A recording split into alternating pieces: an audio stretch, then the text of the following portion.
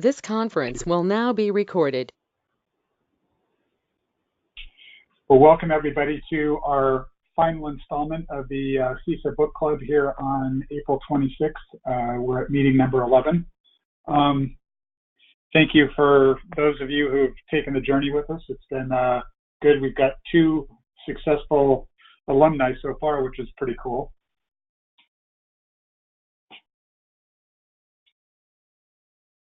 And we've seen this slide before, just kind of if you haven't gotten to this stuff yet, good luck to you.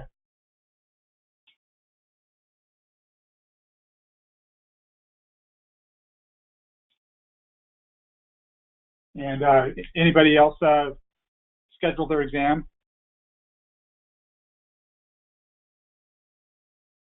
I know Mark postponed his to the end of May. I'm not sure. Jerry, is that kind of the same with you? Yes, sir. I was scheduled to write it last week, but realized I was not ready, and so I canceled it, and I have until the end of May to take it within the same exam period without paying a $200 fee. So I'm motivated. I'm motivated by the $200. I guess that would be a worthwhile practice fee, though, in case you had to retake it, right? Yeah, that's true. But anyway, I've got money. If anyone wants to, shave their head and wear glasses like mine and go take it for me, open offer. What are we going to do about the fingerprints, though? They'd have to take your fingers with them. Oh, I thought, can't you do you put like glue on your finger and take a copy of your fingerprint and put it on somebody else's? Doesn't that work? Yeah. No? I haven't tried that lately. You can 3D print your fingerprint. That apparently works. But they wouldn't initially know what your fingerprints are. Those aren't on file. So just be consistent every time you go in. Yeah. Sherry, do you want to kind of talk through some test-taking strategies? I can throw my 2 cents in too. Sure, absolutely. So the night before, it's not that cram until 4 in the morning, go sleep for an hour, get up at 5, and go take the exam. I recommend getting a good night's sleep.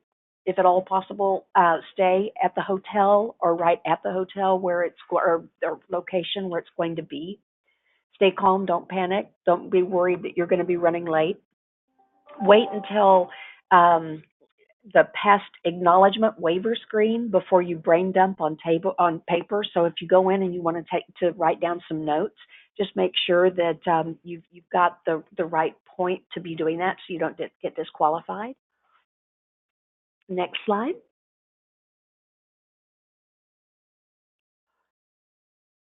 And keep in mind how many questions you have. And for the CISA, if you find that you're struggling with one, you actually can go back. You can mark it and go back and look at it again. So don't spend more than a minute on the question the first time through. If if more than a minute, they say select the best guess, mark for review, use a notes feature or paper to make notes of the question. Which you think it's either A or C. Maybe you'll find something in the rest of the exam that makes you realize what the answer to that one would be. But move on. It's typical to get stuck on the first 5 or 6 questions, so it's easy to get thrown off in the first few minutes. But don't do that. Keep to your strategy and go until you start knowing what these questions are and you start answering the questions. Next slide. Break every 50 questions no matter what. Get up, walk away from the computer, stretch, drink, eat. I don't recommend tequila or beer, but refocus. It's a grueling exam. It truly is. And you need to make sure that your head is staying straight and you're not getting too tired to really think through what they're asking. After the first pass, you can review the unanswered questions feature, make sure you've answered all of them, but also you can use the review marked for review to go back and look at those questions when you're done. And there's always that caution that your first guess is always correct, or usually correct, I should say. So don't talk yourself out of too many, But I do recommend going back and rereading them to make sure that you're sitting, just kind of look at them from the perspective of, am I answering this from an auditor's perspective versus a perspective of what I do during my day. Next slide. So if you still don't know the answer, they say one, eliminate it. It's a distractor.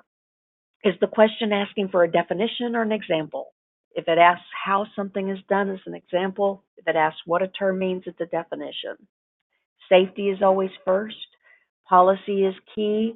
And remember, we talked about a while back that strategy for the business, if there's a question about whether it's an IT thing or a business thing, it's most always the business, and the business strategy from an executive level always is to push down the strategy.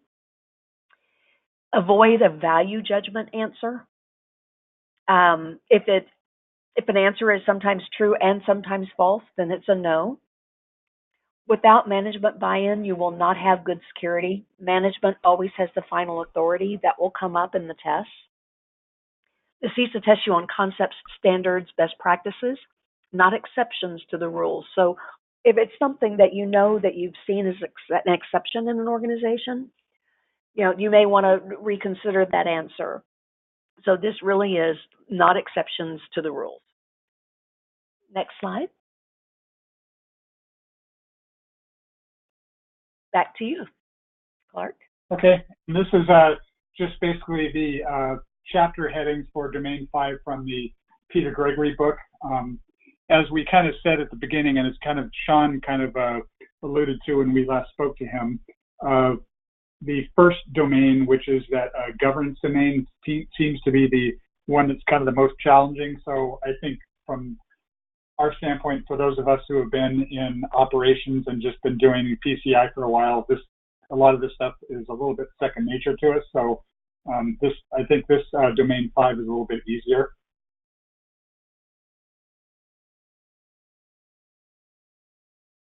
And with that, we will jump into some discussion questions. We've also included some questions in here that are outside of domain 5, just in terms of a little bit of a review towards the end of the 30 questions, and then we'll jump into those based on some feedback we got from some of the other guys who took the test recently. During an audit of an enterprise that is dedicated to e-commerce, the IS manager states that digital signatures are used when receiving communications from customers. To substantiate this, the IS auditor must prove that which of the following is used.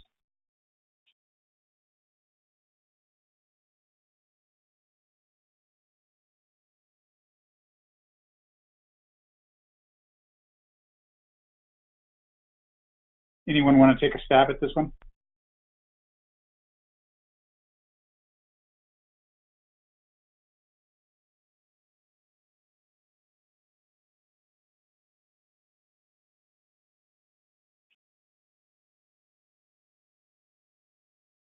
It's quiet today.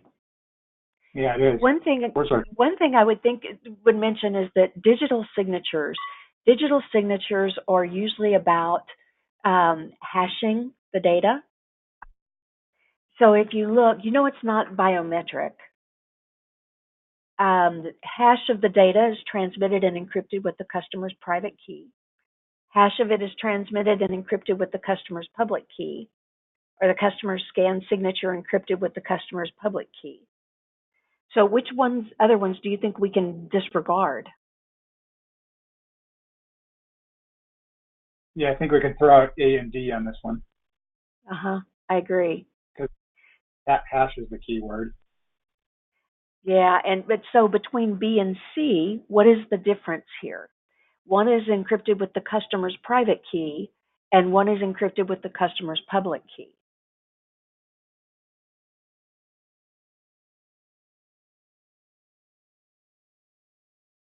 Anyone?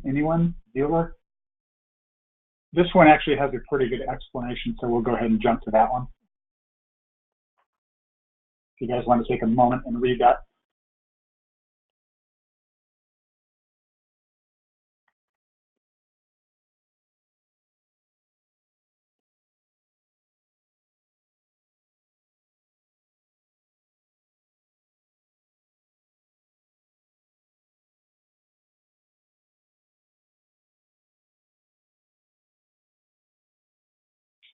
I think this is our longest-winded answer of the day.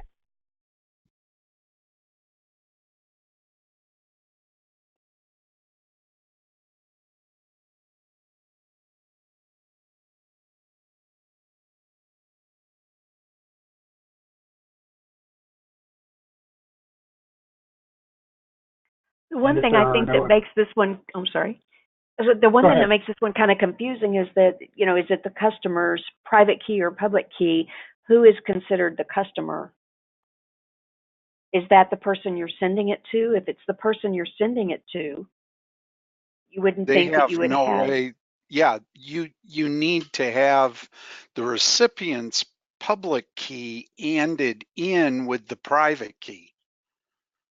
That's the Right. problem with this discussion is I agree with the logic. However, the recipient is not going to have a way to prove it.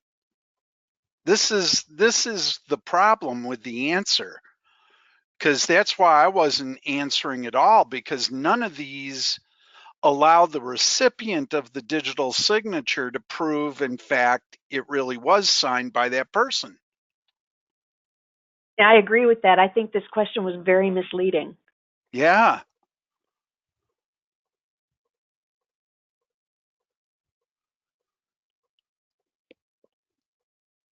An information security policy stating that the display of passwords must be masked or suppressed addresses which of the following methods? See.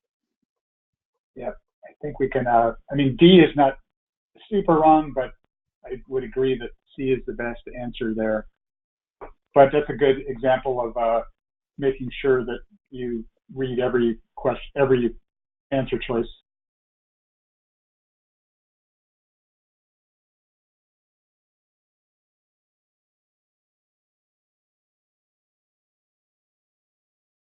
Let you read that.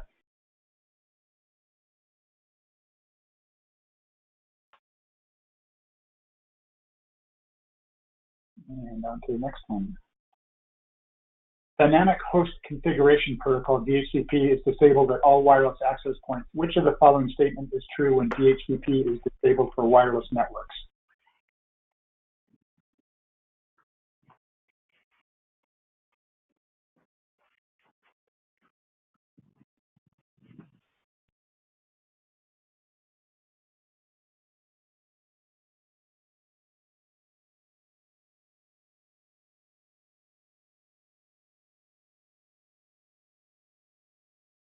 I mean, I know what they think the answer is, but at the end of the day, the real answer is your wireless network doesn't work.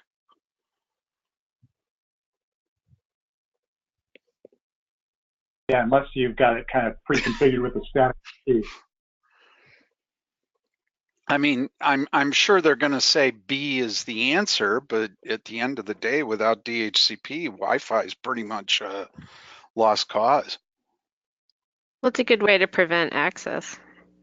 Yeah, for everyone, it's a total Right, denial of exactly. service.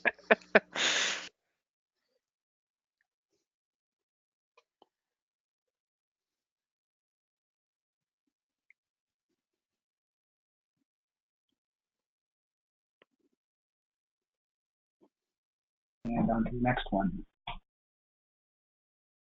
The most robust configuration in firewall rule base is, and this one should be easy peasy.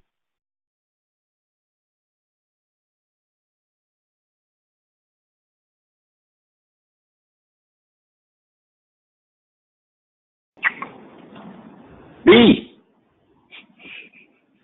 I thought D was kind of cute.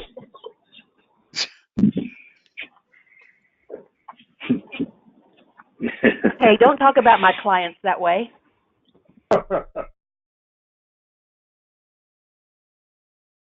Oh, you found that firewall rule, Sherry? The one that the network administrator makes them up as they go and then leaves and they find out was nefarious? Sure.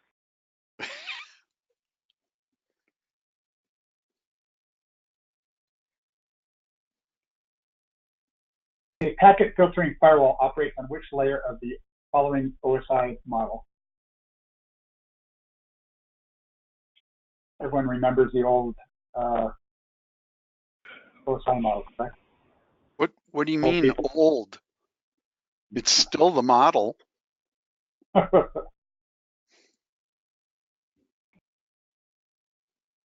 it? It's C or D, isn't it? I think. It's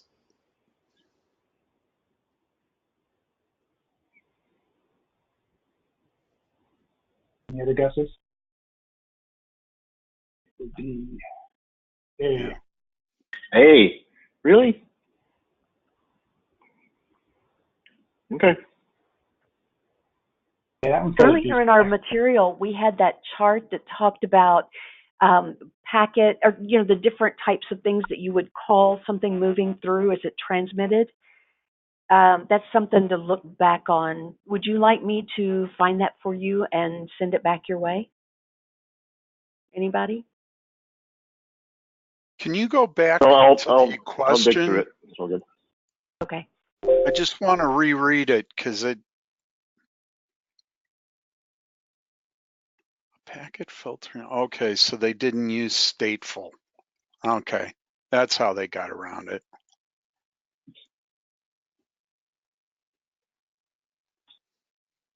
Which of the following environmental controls is appropriate to protect computer equipment against short-term reductions in electrical power? Tesla. Sorry. Yeah, I think on this one, I mean, so much of what we run into, these devices are kind of an all-in-one, UPC device that kind of takes care of all these functions. Well, So they may be marketed that way, but technically, from an electrical standpoint, they are all separate.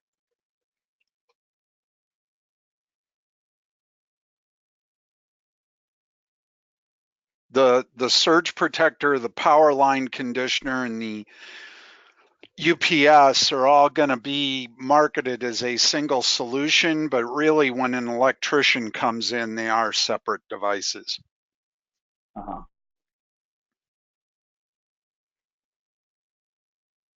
Anyone want to take a stab at this one?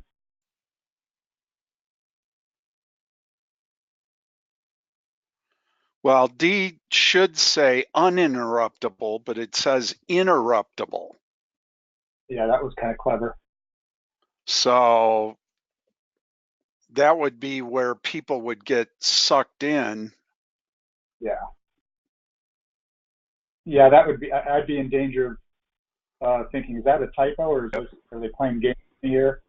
It looks like just by process of elimination, I think it's C, isn't it? Yeah, it has to be.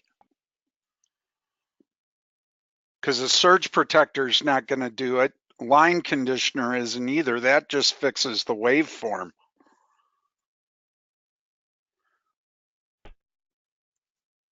They're just going to go with power line conditioners. And But there's it your doesn't waveform. but it does not supplement. Go back to the question, because the question is worded wrong then. Because it's saying is appropriate to protect against short-term reductions. And a power line conditioner does not supplement the reduction in electrical power. It's cleaning the waveform. So only an alternative power supply is going to add power in to address the reduction. But They but it's blew this. but they're talking about protecting the equipment from damage, not supplementing additional power so it can continue to run. So I think A. Well, a power line conditioner doesn't do that either.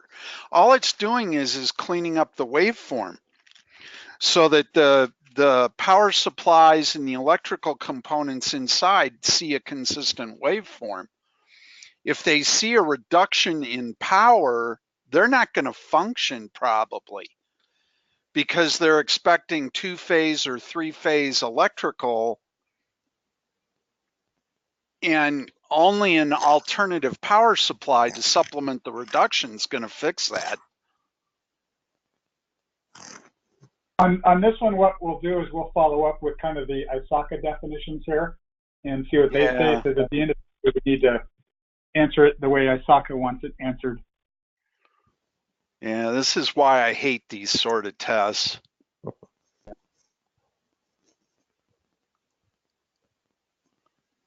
During a review of a biometrics system operation, the IS auditor should first review the stage of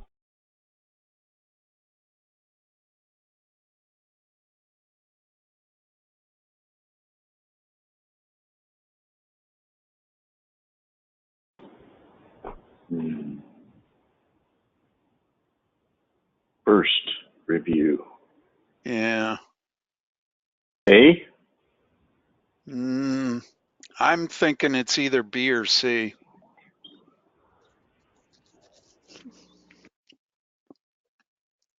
Huh. A it is. Where's the dinger? Yeah.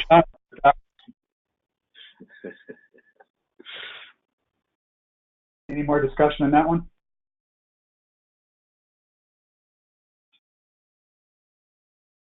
Email traffic from the internet is routed via firewall 1 to the mail gateway.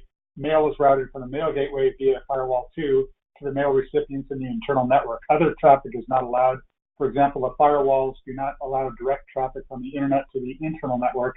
The intrusion detection system detects traffic for the internal network that did not originate from the mail gateway. The first action triggered by the IDS should be to, and this one I got wrong, and I'm still not convinced I'm wrong.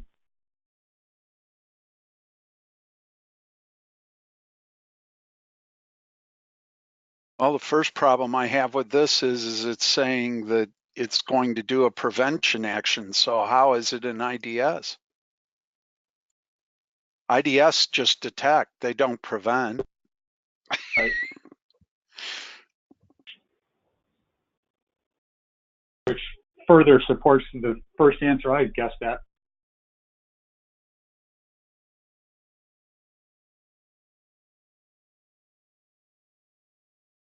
I don't like this question, but that's kind of why I kept it in here. Yeah.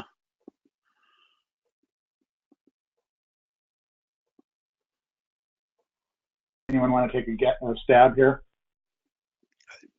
C. And he got it right. I really bit on the log entry on this one. Yeah. Well, it should do both, but. Yeah. I mean, it would do both kind of simultaneously, really, but, you know, the log would say I detected it, and log entry number 2 is I closed, close that channel. But what do I know? When conducting a pen test of an organization's internal network, which of the following approaches would best enable the conductor of the test to remain undetected on the network?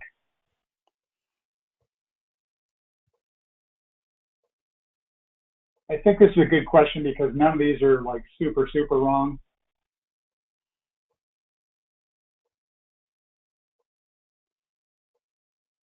Yeah. Well, yeah, C would allow the detectors to see more of you if the traffic is lower. So that one really doesn't play well. Yeah, spoofing might be the best way to go. Yeah.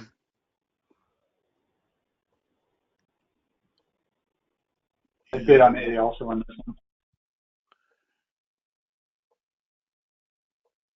And the winner is? Huh. Really? Now, doesn't this make you more confident to go take the test? I think. Oh yeah, absolutely. Build us up, I think here. Kind of like in the military, they'll strip you down at first and then build you back up and send you off to battle. The primary objective of SSL is to ensure failing the PCI DSS.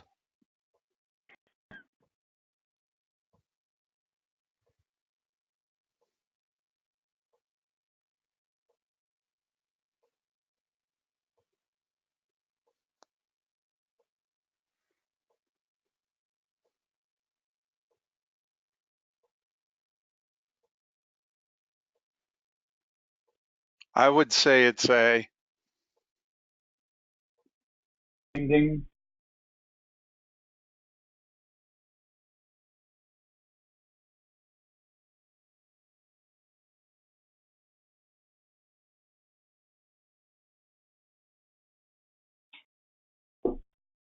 To detect attack attempts that the firewall is unable to recognize, the IS auditor should recommend placing a network intrusion detection system between the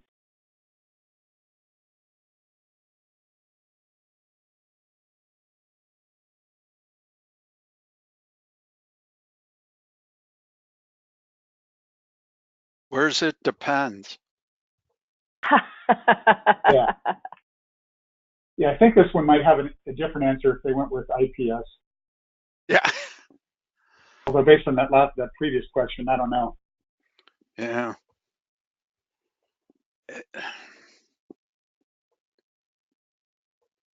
I would say A. And you are right. Ooh. I think that other choice between the internet and the firewall, this explanation here is, I think they get rid of it that way. Well, again, it depends on what you're trying to accomplish. So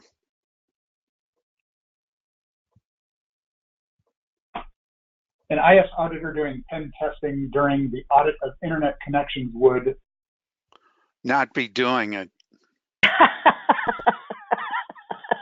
I have yet to meet an IS auditor that would know how to conduct a pen test. Sorry. Yeah.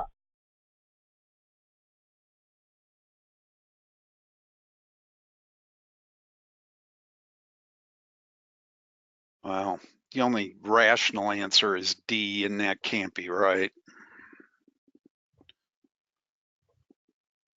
Yeah, this is another one where I think none of them are super wrong, so D would be the best choice here.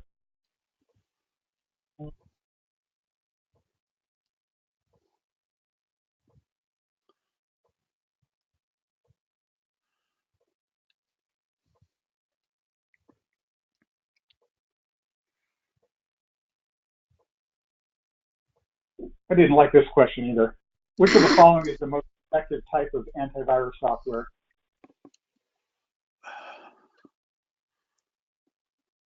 There needs to be an E, none of the above. Yeah.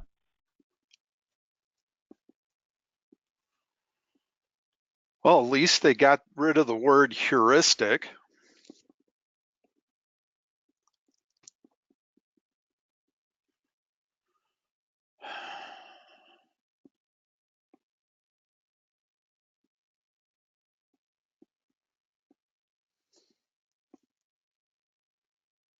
I'd say B. That is the one I bid on first. I think we can throw out D pretty easily, but Yeah. if you kind of come down to, when you're out in the field, and people have their real-time scanner, disabled, and they fight with you over that and say, we're doing weekly scans anyways or nightly scans. But the answer they chose here is very thin. Oh, really? What? Huh.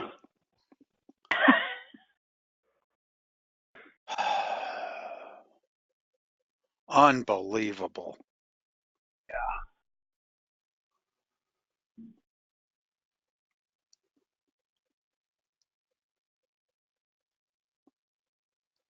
I mean, maybe that's more effective, but I don't know that that falls under the definition of AV software.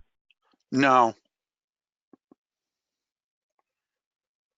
Obviously written by an AV vendor that's using integrity checkers. Yeah. Transmitting redundant information with each character or frame to facilitate detection and correction of errors is called a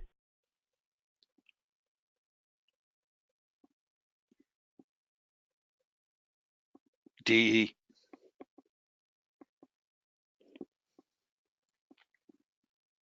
It's a CRC. What?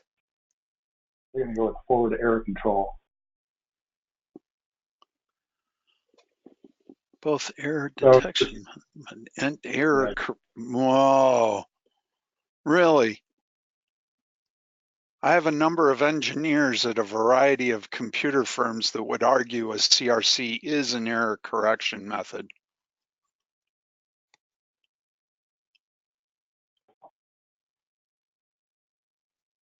Huh.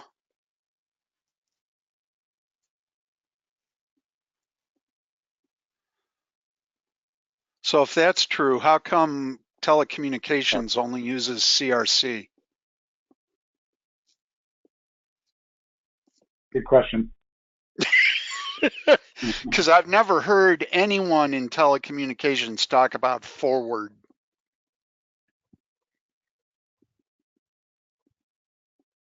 When a PC that has been used for storage of confidential data is sold on the open market,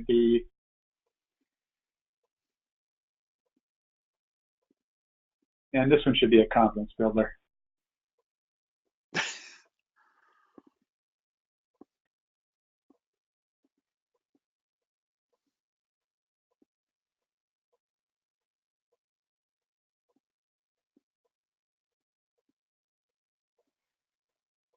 I think we know we can throw out C and D on this one.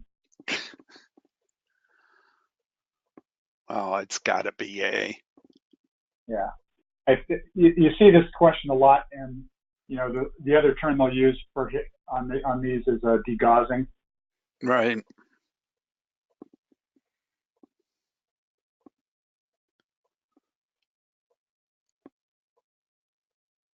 And I guess we need to also know the difference between a low-level and mid-level formatting.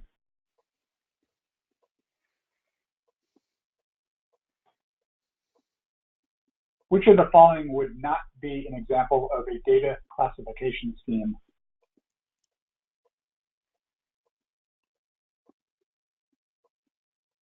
Uniform data.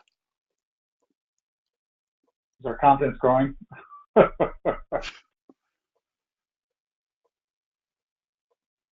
So that one was correct.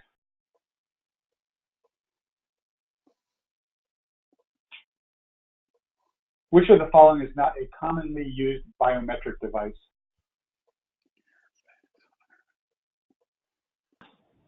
Of the lot, probably the ear.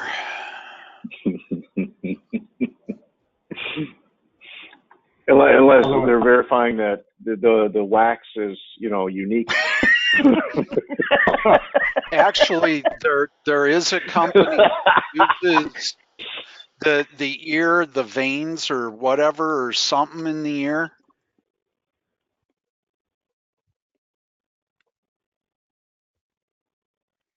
But of the four, it has to be. Yeah. Yeah, I wouldn't want to look at my ear hair.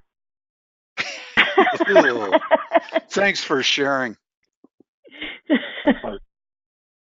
A specific It is computer Friday, is part, and a perpetrator uses another computer to launch an attack. This is an example of what kind of computer crime? I'm not that impressed with this question either, but Specific computer.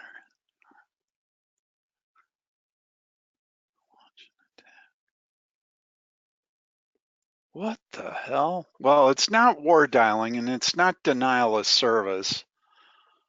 Has to be installing keyloggers because there's no mention of email. Yeah, I'd agree. It's got to be the last one. Yeah.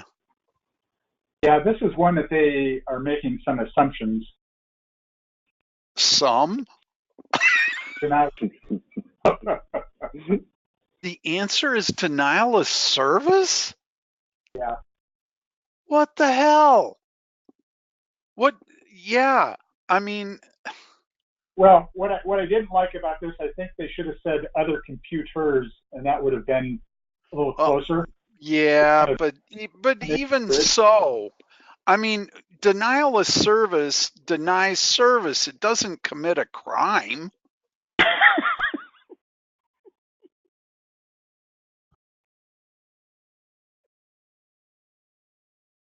Alrighty then. Authentication is a logical access control that can be categorized by all of the following attributes except And this is an excellent example of a question that you might think is super easy and you read it too quickly.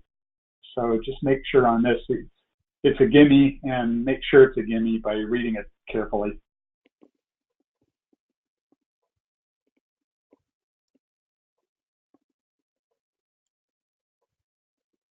Last one. Yeah, has to be. Someone you know? No. Yeah. The first three are the first three definitions of three factors. Yeah. Although having someone you know is important.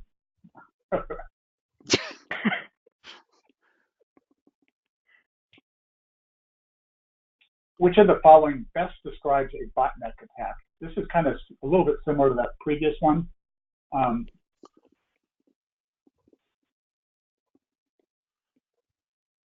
So the first three say it's a group of compromised computers, and last one is a group of compromised network devices.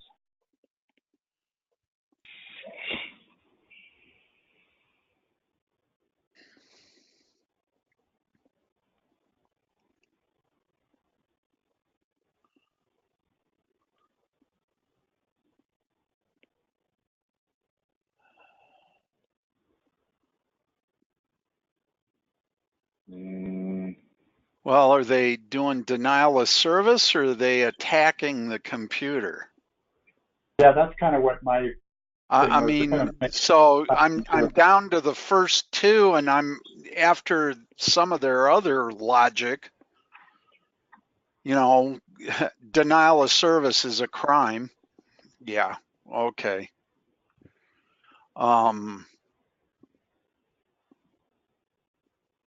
But see, the fourth one is also a denial of service. I don't know. I think the first answer is the correct one, but I'm starting to believe that the second or the fourth could also be considered the right one by these people. Well, I think you're training yourself to be ISOC-ish. That is correct.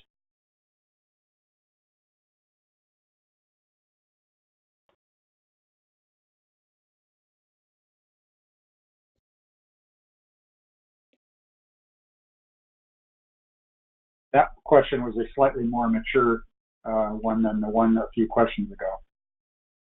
Yeah, but the earlier question sets you up for a fail on this one because it was denial of service. So now you're sitting there with denial of service in your head thinking, well, everything that they're going to talk about will have a denial of service component. Right. An auditor has been hired to perform an audit of a third-party vendor hosting ABC Company's financial system. Which of the following might be an item of concern on the auditor's report?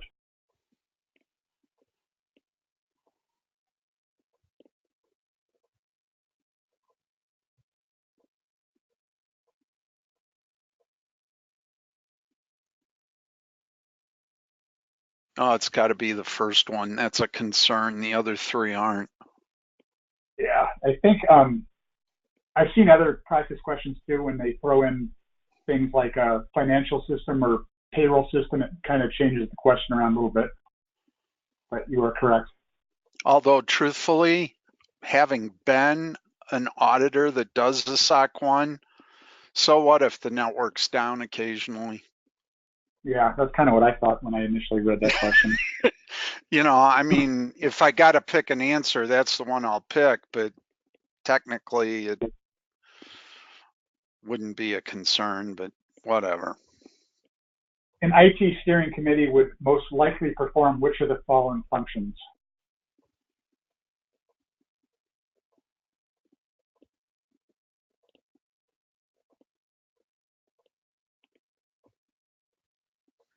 Expect to see a lot of questions on steering committee. Yeah. On the. Oh, it's got to be C.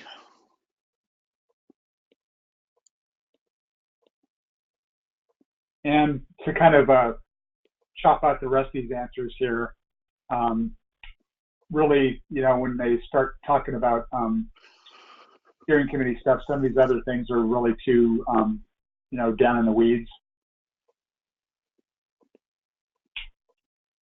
That is correct.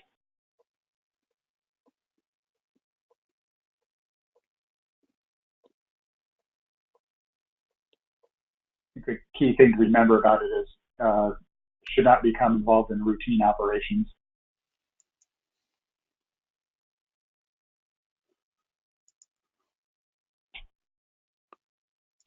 The most appropriate person to chair the steering committee for a system development project with a significant impact on a business area would be the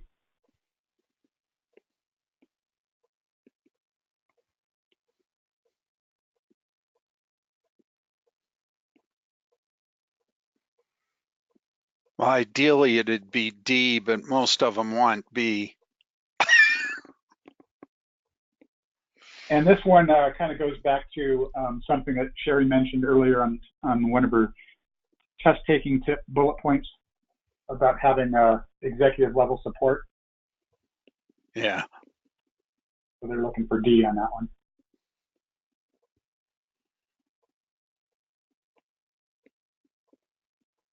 That's that comma is a typo. There's not anything after that in that answer.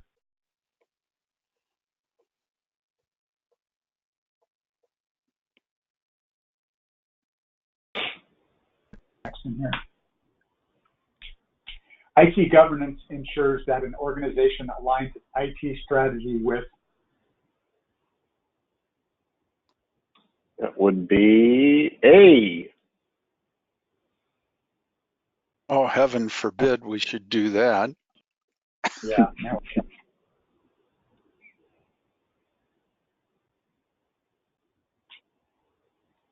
The primary benefit of implementing a security program as part of a security governance framework is the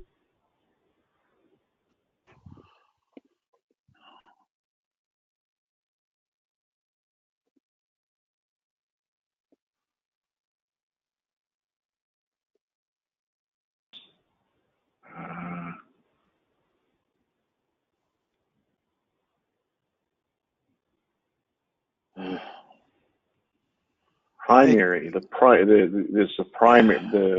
keyword there's primary. Yeah.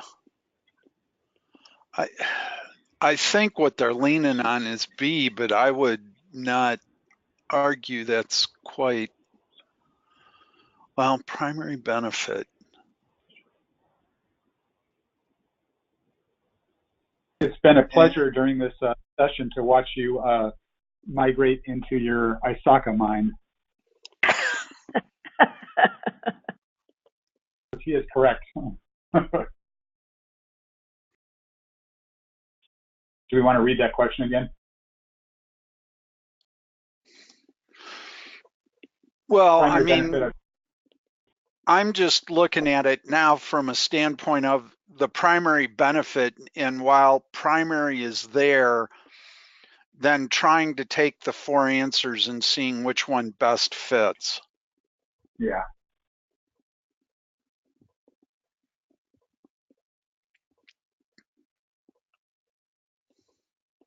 Because technically the primary benefit of implementing a security program as part of security governance is enhancing and improving the security of the organization, not necessarily enforcement of the management of the security risks.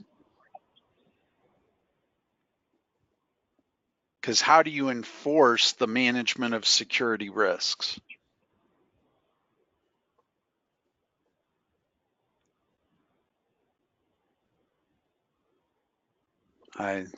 Whatever. Yep. You say something, Jerry? No, I was just saying, yeah, it was B. Yep. The most likely effect of the lack of senior management commitment to IT strategic planning is.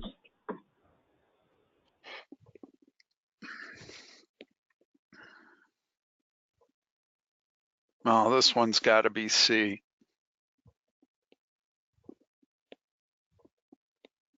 Yep, and this again goes back to some of those concepts that Sherry was discussing earlier. Yeah.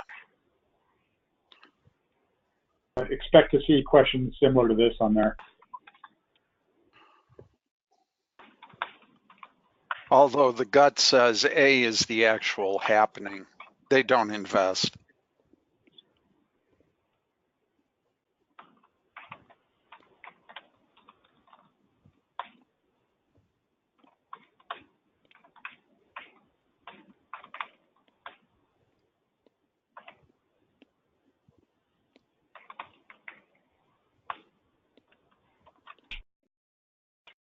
Which of the following should be included in an organization's IS security policy?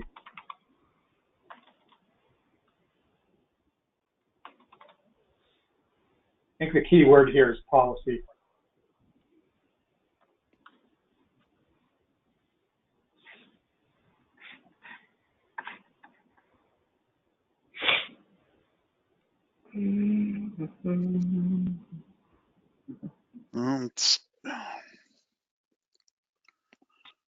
I'd say B. I gotta believe it's A. Yeah, they went with B on here, and when they're talking about policy, typically they're trying to get you out of the, a little less more at a higher level, and they start talking about some more detailed stuff like this with, security features and specific IT resources. That one is really the most general there. Why would a general IT security policy even discuss it? It would just say that access will be controlled and move on. It wouldn't say, it wouldn't even talk to what access control is. I would agree if we were talking about an access control policy. I think here what they're saying is access will be on a business need to know basis, least privilege, those kinds of things is what they're talking about here. Yeah, but even that, I would argue, wouldn't even be in an IT. You would implement access controls. That would be all you would say.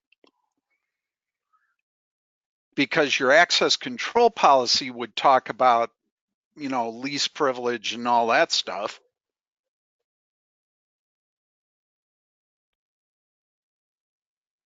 But whatever.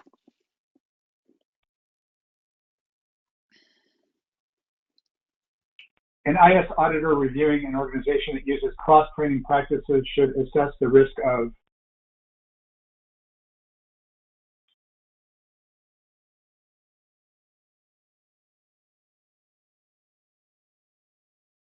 Well, thinking like an auditor, C would be the thing that would set me off. Yeah, I think the differences between C, if we have C on one side and A, B, and D on the other one, A, B, and D are really focused on operations. Well, but not only that they're the three things you use cross-training to try and keep from happening. Right.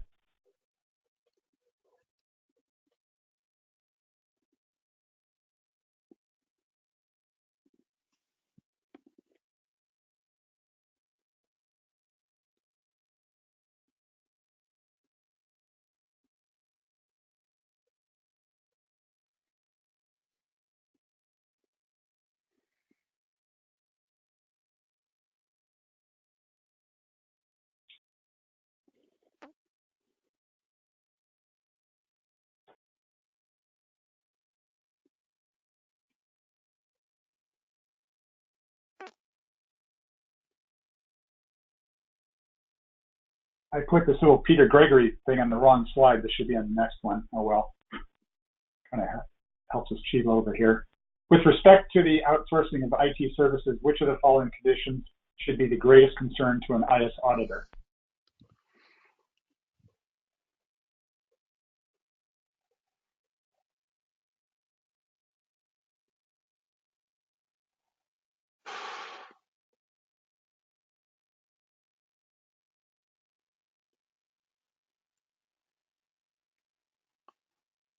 Huh.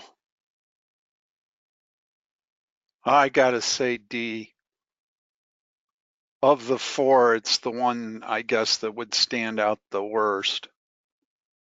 Yeah, in that Peter Gregory book, they basically kind of talk there. I think it's in there a few times, as I recall, where it talks about, if you're doing outsourcing, you're not going to want to outsource your core activity.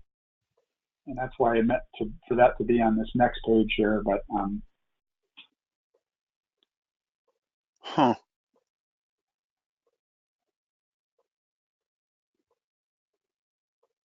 so just, I think when you come across that, core activity term, just memorize what they're looking for here in that sentence. Gotcha.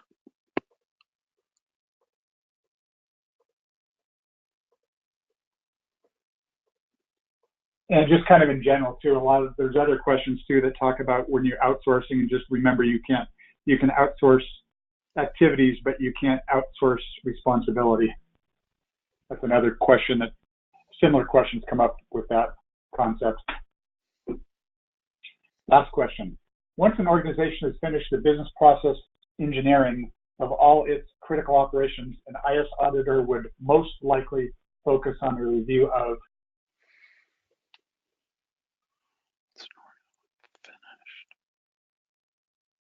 And I got this wrong because I had too much SDLC on the brain.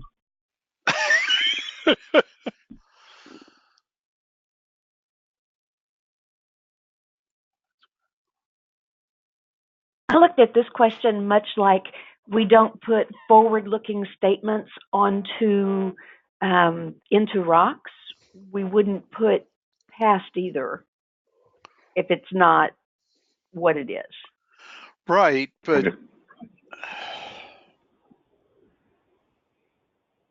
well, you definitely wouldn't want to care about A, I don't think, because that's past is past.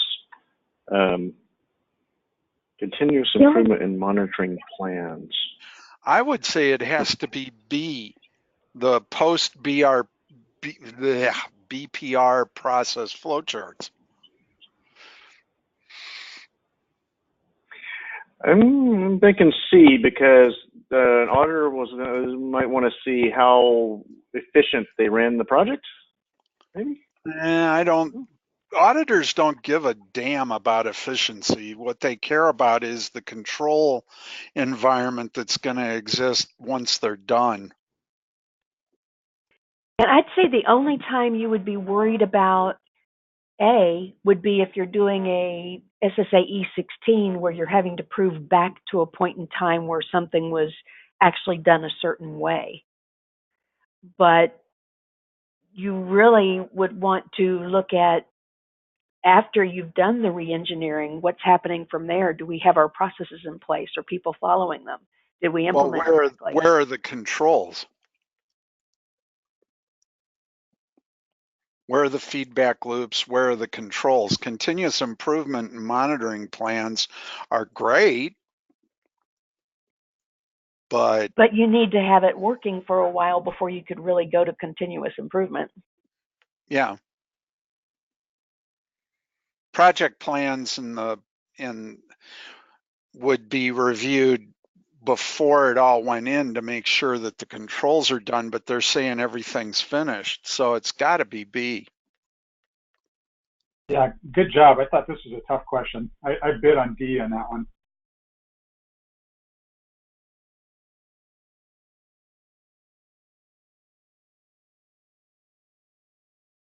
Good analysis, Jeff.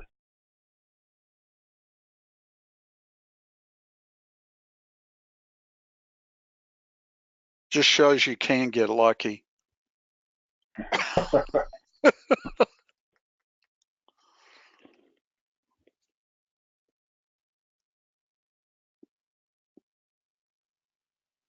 And with that is the last of our questions. So hopefully everybody's going to be taking that test soon and going to hit that again. What we kind of talked about in some of the earlier weeks for those folks who are newer, we've kind of got two resources that we used. We've got that Peter Gregory book, and then we've got that ISACA book. And that ISACA book has got 1,000 practice questions in it. And within each one of those practice questions, you've got 4 answer choices, and the explanation that they give on each one of those questions is good, because they not only do they tell you the right answer, but they also tell you why the wrong answers are wrong. And as you're taking that test, because they've got the right answer in bold, it's really easy to kind of unconsciously cheat and see which answer is bold. So as you're going through that book, I would take some, maybe kind of a little piece of cardboard or something to cover up the answers, because even a single sheet of paper, you can kind of see the bold through it, which I discovered. So you keep yourself honest with a piece of paper to cover up the answers as you take it. But I think that was a extremely valuable resource to go through it. And it's actually not that bad. When I did that, I basically went through that book the week before the test, and I was able to get through about 200 questions a day, and that wasn't so terrible. But that is my strongest recommendation, is to really hit that ISACA book hard after you've finished the Gregory book. Remind me again, how many questions do they give you? The test itself is 150. Oh, okay. But that ISACA book has got, it's broken down into 5 different. Yeah, I've got that. Okay, cool.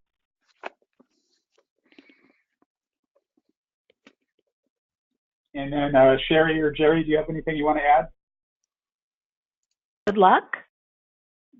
How do we help?